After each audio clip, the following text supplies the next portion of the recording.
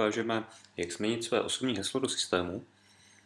A najdete ho na úvodní straně mezi svými osobními údaji, kde je políčko Změnit heslo. Když na to kliknete, rozroluje se vám formulářové okno, kde zadáte své stávající heslo. Pokud se přihlašujete poprvé do systému, tak máte automaticky přednastavené Pentia 555.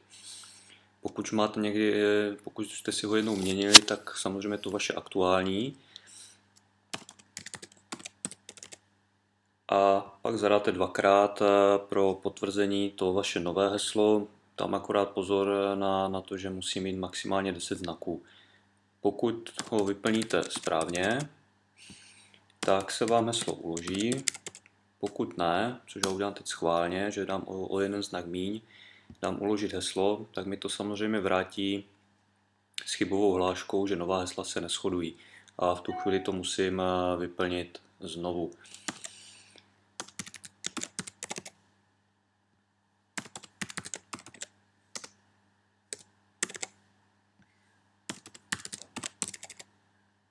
Tak, ukládám. A pak jsem zase zadal heslo původní špatné.